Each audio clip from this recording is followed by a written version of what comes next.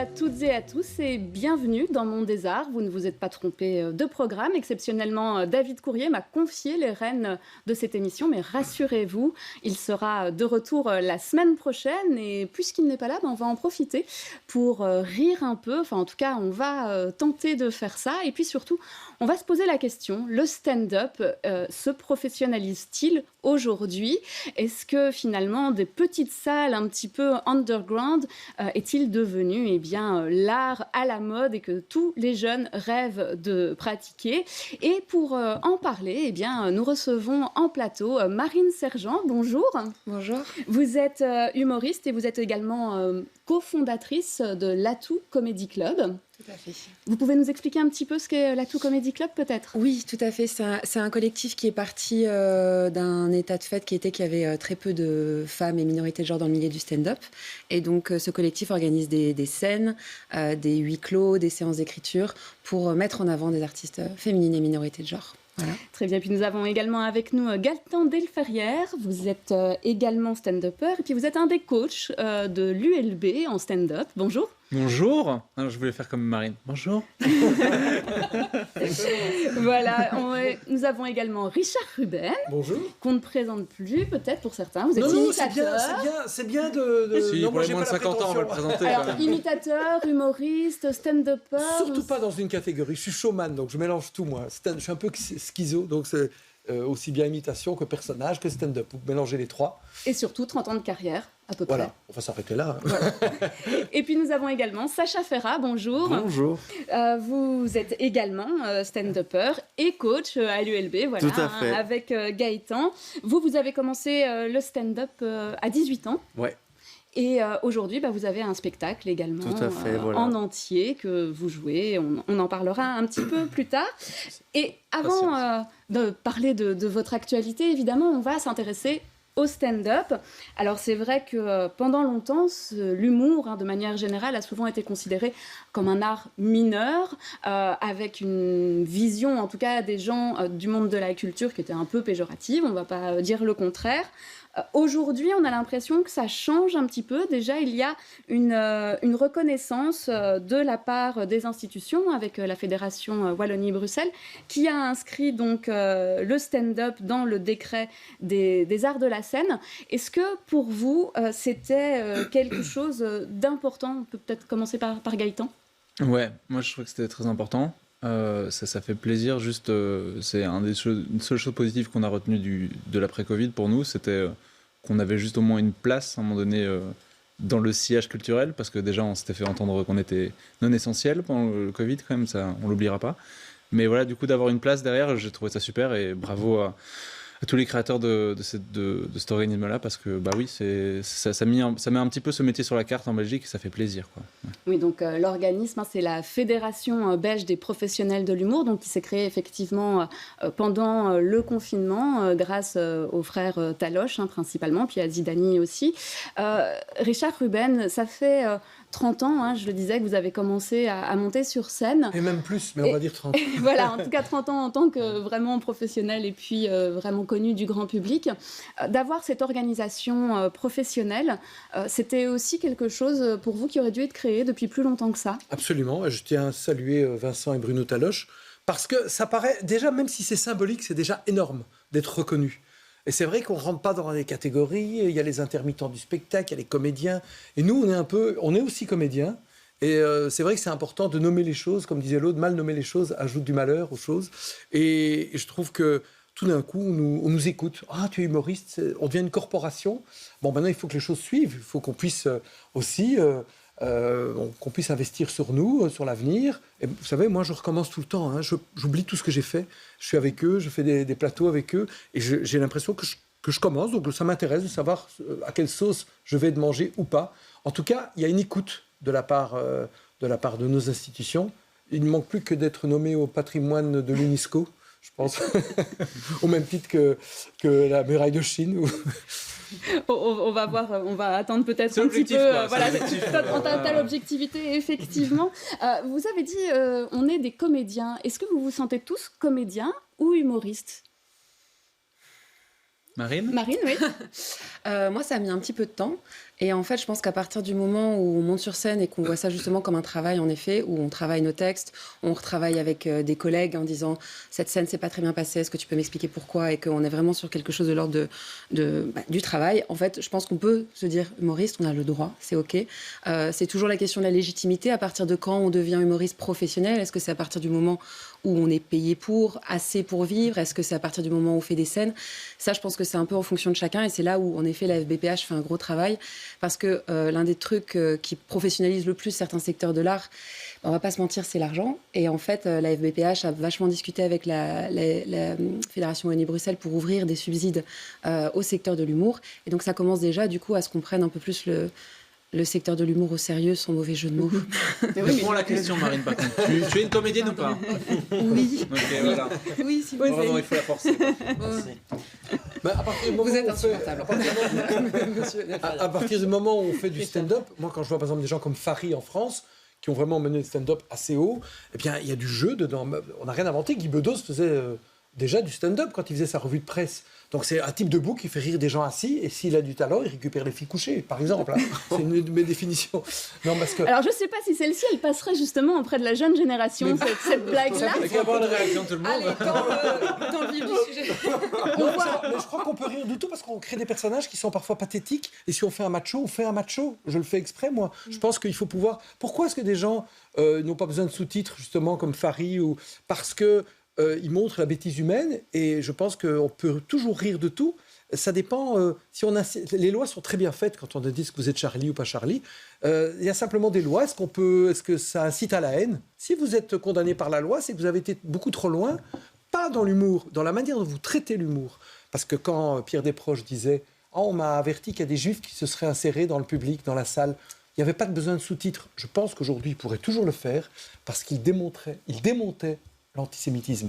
Il n'y a pas de haine derrière. Enfin, c'est mon avis. Hein. Après, évidemment, ça a changé la manière de traiter les choses. Les thématiques aussi ont évolué. Même dans le stand-up, hein, au départ, on était peut-être plus sur du quotidien. Aujourd'hui, on est un peu dans autre chose, dans parfois un humour qui est un petit peu plus engagé, Sacha Ferrat. Oui, bien sûr. Aujourd'hui, on a un moment de l'humanité où c'est important, je pense, dans le stand-up, où il faut faire attention à la sensibilité des gens. Effectivement... moi en tout cas c'est ce que j'essaye de faire, mais quand c'est fait avec talent, peu importe ce qu'on dit, peu importe le propos, quand c'est fait avec talent et qu'on veut dénoncer quelque chose, on peut le dire. Après c'est vrai qu'on voit des fois quand c'est mal fait, ça devient vite gênant. On peut peut-être, pour avoir une petite idée hein, justement de ce que font nos invités, regarder un extrait du spectacle de Gaëtan Delferrière. Il y a un truc vraiment passionnant dans Joséphine Ange Gardien, c'est la fin. Tout le monde est très content, le problème a été réglé. Joséphine a réglé le problème. Tout le monde est oh, c'est trop bien, papy, arrête de se prostituer pour financer le Front National. Merci beaucoup, Joséphine Ange Gardien. Et puis Joséphine, il la cherche parce qu'elle a disparu. Et ça dure pas très longtemps. Ils sont là, Joséphine, non, bah les couilles, je finis ma journée. Et puis il y a Joséphine qui est un peu loin du groupe. Et puis là, elle va se téléporter. Et plein d'épisodes, elle se téléporte. Et puis il y a des épisodes où il y a un enfant qui la voit, elle le regarde, il se regarde, elle se téléporte, il y a l'enfant qui sourit, arrêt sur image, générique. Alors que non.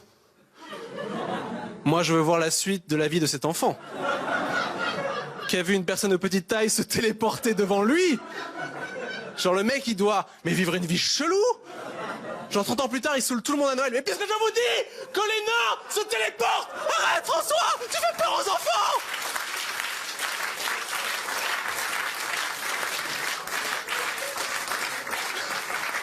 Arrête François, tu fais peur aux enfants. J'en ai rien à foutre. Kevin, ça fait 2 ans qu'il a pas grandi. C'est pas mon gosse, c'est juste un nain. Tu bosses pour qui, Kevin? Tu bosses pour qui? Voilà, alors là, on parlait d'humour engagé, c'est peut-être pas le meilleur qualificatif. Si, je déteste les nains, mais voilà, c'était important de le souligner. Voilà, Et là, c'est de la comédie. ouvert à tous, C'est hein, la évidemment. comédie, hein. Il joue la comédie. Hein. Cancel Gaëtan. Comment vous choisissez vos thèmes? Qu'est-ce qui vous inspire d'habitude? Moi, tout ce que je fais un peu, c'est basé sur mon enfance, comment j'ai grandi, mes références de pop culture en fait. Moi, je fais beaucoup de références à la pop culture.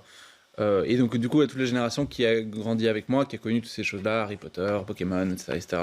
Et moi, c'est des choses qui m'ont un peu forgé, puisque j'étais un petit peu mis en retrait à l'école. Et donc, du coup, c'est des choses qui sont devenues très importantes pour moi. Et du coup, c'est un peu une manière de faire une lettre d'amour à ces références que j'ai eues. Et voilà, et qui m'ont construite. Et du coup, mon spectacle, mais voilà. Du coup, voilà. C'est comme ça que je choisis mes sketchs, moi, en tout cas. Des trucs qui m'ont touché, qui m'ont fait rire. Voilà. Et vous, Sacha? Moi, je pense que c'est surtout de la façon dont j'ai grandi. Moi, j'ai été élevé pratiquement par mes grands-parents, qui sont des vrais Bruxellois. Et du coup, moi, j'ai l'humour très belgo-belge. Et ça se ressent. J'ai un spectacle qui s'appelle Plat Pays, et où je parle beaucoup du génie belge. Et c'est vraiment un truc qui m'inspire pour le moment. Et puis aussi, forcément, de ce que je vis, etc., etc. Comme je suis jeune, je parle un peu des premières fois, etc. Sans parler de premières relations sexuelles et tout ça, mais vraiment, je parle de la jeunesse. Un scientifique belge connu? Georges Lemaître. Enchanté. Voilà, on voit que vous avez l'habitude quand même de travailler l'un avec l'autre. Oui, pas du tout. Marine Sergent, je ne vais pas vous poser la question habituelle. Est-ce que les femmes font de l'humour différent? On sait que non. Finalement, on fait l'humour qu'on fait parce qu'on est qui on est. Mais vous, comment vous choisissez vos thèmes? Alors, j'ai beaucoup réfléchi à la question est-ce qu'on peut rire de tout La fameuse. par rapport, voilà, la fameuse par rapport à comment moi je vois un peu les sujets que j'aborde. Je parle beaucoup de ce que je vis. Je suis beaucoup dans l'autodérision en fait, de réactions que je vais avoir que je trouve absurdes, de manière dont je vais réagir à des choses qui se passent dans ma vie. Et donc, je vais beaucoup parler plutôt du ressenti et d'incompréhension. Donc, j'ai beaucoup parlé de moi. Donc, on le sait, les stand-uppers sont très égocentriques. C'est vrai. Et donc, je vais beaucoup parler de ce que je connais. J'ai l'impression que, oui, on peut rire de tout, mais surtout quand on parle de ce qu'on connaît. C'est-à-dire que j'ai l'impression que souvent, quand ça peut devenir gênant, c'est quand tu as quelqu'un qui veut aborder un sujet qu'il ne connaît ni d'Ève ni d'Adam, mais juste il se dit, c'est à la mode. Il ou elle se dit, c'est à la mode. J'ai envie de donner un peu mon avis là-dessus, sans forcément s'être informé là-dessus ou quoi. Et souvent, c'est rarement drôle. Et je pense que c'est à ça qu'il faut... Et est-ce que vous avez quand même un peu l'impression que parfois, en tant que femme, il y a des sujets peut-être qu'on va s'interdire plus que d'autres, ou en tout cas que le public va moins bien réceptionner certains sujets parce que c'est une femme qui les traite? Alors, je ne vais pas parler au nom de tout un milieu. Je sais qu'en tant que femme, par exemple, je vais faire très attention si je fais une blague de cul. Et j'essaye de pas trop en faire. Et en même temps, c'est très drôle. Mais du coup, j'essaye de faire ça de manière intelligente. Mais je me dis, j'ai peur d'être taxée de vulgaire très vite. J'ai peur qu'on dise, ah bah, les meufs, elles parlent de cul. Alors que, bon, beaucoup d'hommes humoristes parlent de leur pénis, voilà. Et du coup, je pense qu'on va faire un peu plus... Je vais avoir peur d'être... Voilà, s'il vous plaît. Je vais avoir peur d'être... Non, t'inquiète. Je vais peut-être avoir peur d'être jugée plus durement si je choisis des sujets un peu plus dits faciles, à savoir le sexe, la vie, la sexualité d'une femme ou quoi. Donc, je pense que là-dessus, on peut peut-être être jugé un peu plus difficilement, ouais. Je comprends que c'est ton ressenti, mais après, il y a beaucoup de femmes qui parlent de ça maintenant. Oui, c'est vrai, de plus en plus. Et de manière parfois très crue. J'en ai vu une late show chez Chabat qui était... Tania Dutel. Ouais, qui est elle est super. J'adore Tania Dutel. Mais peut-être que c'est en train de... Je pense que c'est en train de bouger. Et là, ça peut être des insécurités qui n'ont rien à voir avec la manière dont sont traitées les femmes. mon psy, Gaëtan Descarrières, voilà. Je te donnerai ton argent à la fin de la séance. Mais je pense que ça bouge. Par contre, je pense que ça bouge beaucoup. Et je pense que le truc, c'est que ça a été le cas quand même pendant très longtemps. Ouais, et donc, du coup, ça met du temps à bouger, en fait. C'est l'évolution dans de les la mentalités. société Exactement. aussi au fur et à mesure. Richard, d'ailleurs, quand vous avez commencé et par rapport à aujourd'hui, je suppose que vous ne construisez plus vos spectacles de la même manière. Je suis un peu schizo, donc vous savez que moi j'avais du mal à choisir parce que tout est mêlé. J'ai une dizaine de nationalités dans le sang. Alors un papa égyptien, ma mère alsacienne née au Salvador, des origines suisses, italiennes. Enfin, je veux dire, je me moque de tout et je peux même me moquer parce que je suis en plus d'origine juive. C'est parce que peut-être je ne crois pas au sacré que je peux m'en moquer. Et donc je me moque même de la Shoah dans mes spectacles. C'est toujours en filigrane. Je pense qu'il n'y a pas de tabou. Et c'est parce que je n'ai pas pu choisir que je fais aussi bien du stand-up que de l'imitation. Alors c'est très délicat parce qu'il suffit qu'on montre un extrait plus, par exemple, d'imitation, on va croire que je suis imitateur. Et quand je veux montrer que je suis stand-upper, on peut montrer des extraits de stand-up. Mais j'adore me nourrir de tout. Et puis j'ai ce côté un peu international qui fait que même en étant bruxellois, parce que Gonzague m'a un peu totalement dépassé une époque, je me moque, par exemple, j'imite Joe Biden dans mon spectacle. C'est des trucs que je ne pensais pas que ça ferait rire. Et je l'amène, puis je me moque aussi de Trump. J'adore l'actualité internationale parce que petit, pourquoi? C'est très simple. Mon père, il disait, on va écouter toutes les heures les nouvelles pour savoir s'il y a quelqu'un dans la famille qui souffre quelque part dans le monde, parce qu'il y avait toujours une guerre quelque part. Donc, comme on était tellement, comme je dis toujours, j'ai des origines tellement multiples que je me demande si j'ai pas été conçu dans une partouze au Club Med. Voilà. Bon, et bah, sur ce bon mot, on va justement regarder un extrait du spectacle avec lequel vous tournez en ce moment, donc Enchanté. Tu étais formidable, j'étais formidable. Je suis le vent d'âme, ok? Baby, take off your dress.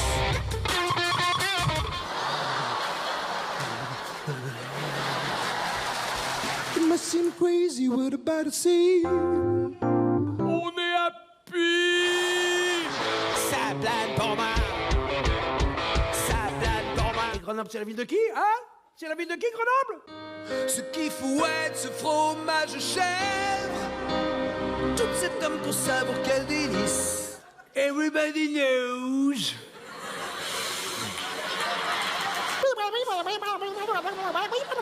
Me in my head high. Je suis une cruche. Trompée en plus. Les enfants, fermez les fenêtres. Se basta se una bella canzone a far piovere amore. Après, Eros ramasse tes outils. CM, le mixeur, l'appareil qui mixe l'eau. Mais c'est I wish it might dance away. Oui, il suffira de speed qui fait du bien.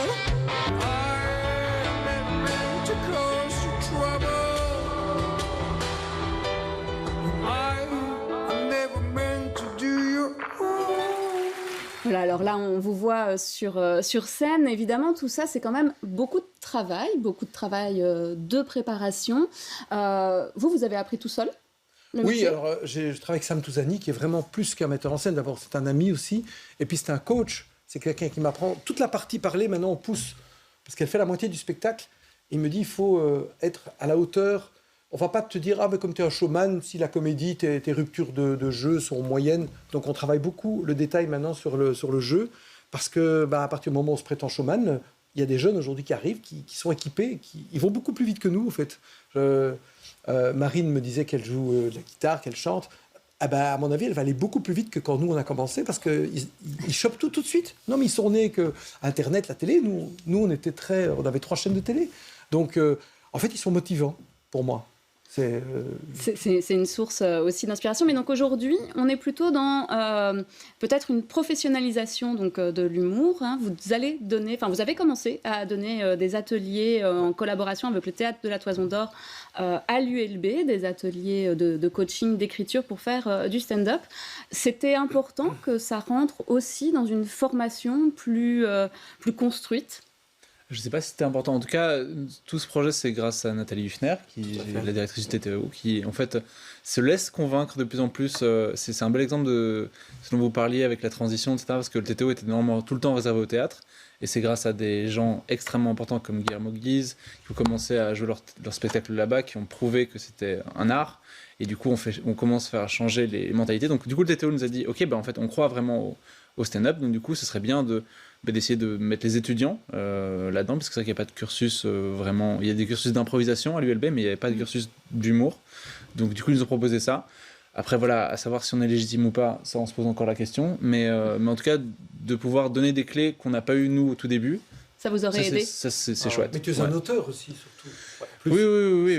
Donc, mais oui. Mais parce que le stand-up, je voyais ce que tu faisais comme travail, c'est hallucinant parce que tu joues vraiment la comédie. Je dirais que ce qui différencie du spectacle classique, c'est le stand-up, c'est simplement derrière un pied de micro. Mais finalement, c'est le même travail qu'un one-man show. On oublie que le stand-up a des lettres de noblesse parce que c'est du one-man show. On peut pas tricher en stand-up. Ça passe ou ça passe pas.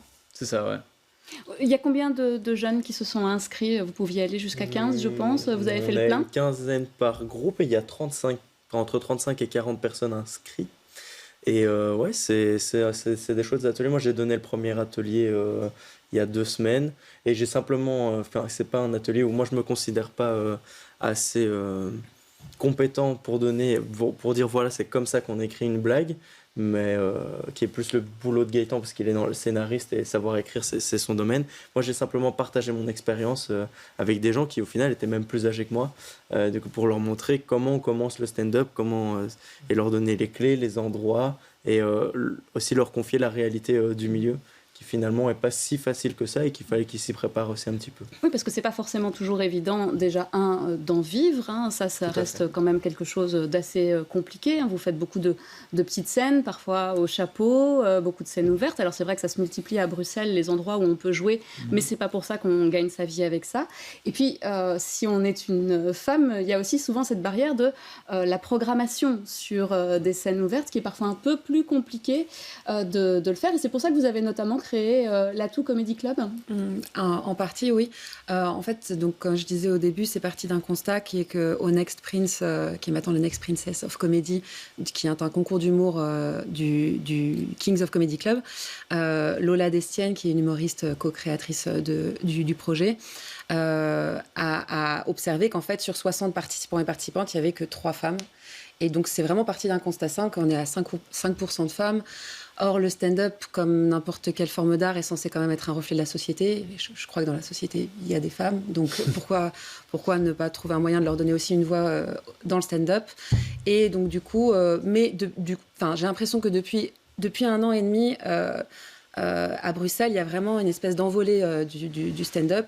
Et j'ai l'impression qu'il y a de plus en plus de femmes. Alors, je n'attribuerai pas du tout ce crédit à l'Atout. Il y a aussi un collectif qui s'appelle Les Sous-Entendus, qui a fait ça aussi, qui met en avant des artistes féminines et minorités de genre, qui le fait actuellement. Pardon. Les Baronnes aussi, absolument. Et donc, du coup, peut-être grâce à ça, ça encourage un peu plus les femmes à se lancer pour que le milieu du stand-up soit un peu plus inclusif. Voilà. Et également, donc, la question de est-ce que vous en vivez aujourd'hui? Alors, Richard, oui, ça serait plutôt. Oui, mais attention, j'en vis depuis toujours. Mais si on veut vraiment faire beaucoup d'argent, il faut faire de l'immobilier, pas du spectacle. Ou il faut aller en France? Moi, je suis toujours, je vous dis, je suis comme un gamin, je joue souvent en France, mais je n'ai pas été ce qu'on appelle médiatisé, même si j'ai fait pas mal d'émissions. Et à mon âge, comme eux, j'ai des envies maintenant. Avec Enchanté, je me verrais bien en France. Donc, il faut toujours garder ses rêves. Alors peut-être certains c'est les États-Unis ou je ne sais pas. De toute façon aujourd'hui c'est devenu tellement cosmopolite que quand je vois Sacha, je me dis pour lui Bruxelles c'est New York. Finalement tout ça devient. Non mais c'est vrai, on peut ramener le plat pays, on peut ramener le plat pays. On peut l'amener partout. On peut l'amener à Big Apple. Plat pays Big Apple, c'est notre Big Apple à nous, Bruxelles. Et vous, en vivre, c'est quelque chose que vous aimeriez ou c'est peut-être déjà le cas, mais. Pardon. Vas-y, Marie. Je crois que c'est difficile d'en vivre sans... dans un premier temps, j'ai l'impression qu'il faut faire d'autres choses à côté, par exemple des chroniques ou écrire avec d'autres. Tout ça, j'ai l'impression que dans un premier temps, c'est un peu difficile d'en vivre très vite et que ça met du temps. Donc, moi, j'ai un autre travail à côté, à mi-temps, qui me permet quand même de payer un loyer. Mais le but, un jour, c'est d'en vivre pour sûr, quoi. Sacha ? Moi, étant donné que je suis encore étudiant, le stand-up, c'est vraiment comme un job étudiant, mais où en faisant quelque chose que j'aime et ayant fait des jobs étudiants que j'ai pas du tout apprécié. Là, ça me fait plaisir de pouvoir gagner de l'argent grâce à quelque chose que j'aime, grâce à une passion. Et je gagnerais, si j'arrêtais d'être étudiant, je pourrais pas dire que je gagne ma vie, mais on touche assez d'argent que pour considérer ça comme un bon job étudiant à mon stade. Et vous, Gaëtan? Moi, je suis surtout auteur à la base, donc c'est ça qui me permet de vivre. Et puis surtout, moi, ça fait que 2 ans que j'ai vraiment pris le stand-up au sérieux. Et là, oui, il commence à y avoir des choses qui se dégagent où on peut gagner des sous, où c'est des scènes plus importantes, qui payent plus, etc. Donc oui, je pense que si j'arrêtais d'être auteur, je pense que j'arriverais à payer mon loyer et avoir un tout petit boulot, mais en faisant ce que j'aime, quoi. Donc oui, on n'en vit pas encore de manière incroyable, mais vivre, oui, je pense qu'on peut en vivre. Bon, tant mieux. Alors, et puis surtout, vous avez, avant qu'on se quitte, chacun des dates, des spectacles. Gaëtan, vous le disiez, c'est un spectacle qui s'appelle Spécial, que vous allez jouer donc le 7 décembre au Kings of Comedy Club, au cimetière d'Ixelles. Tout à fait. Sacha, vous, c'est donc Plat Pays, vous en avez parlé, ça sera le 10 janvier également au Kings of Comedy Club. Marine, vous n'avez pas encore un spectacle en entier, mais on peut vous suivre sur les réseaux sociaux, je suppose. Absolument. Et l'Atout Comedy Club aussi. Et Marine Sergent et la Tout Comedy Club et les autres. Et Richard Ruben, vous êtes en tournée avec Enchanté, mais je fais une petite parenthèse, comme je suis un peu schizo, j'ai créé un stand-up où je balance tout ce qui me passe par la tête sur le monde d'après, que vous devez venir voir, où là je n'imite pas, ça s'appelle Ruben Procrastine, et c'est les 9 et 10 décembre au Fou Rire à Bruxelles, voilà, dans un petit lieu. Voilà, autant de rendez-vous donc donnés si vous avez envie de découvrir nos invités qui donc espèrent vivre complètement, et c'est ce qu'on peut leur souhaiter évidemment, de leur art le plus longtemps possible. Merci à toutes et à tous de nous avoir suivis. Passez une belle soirée.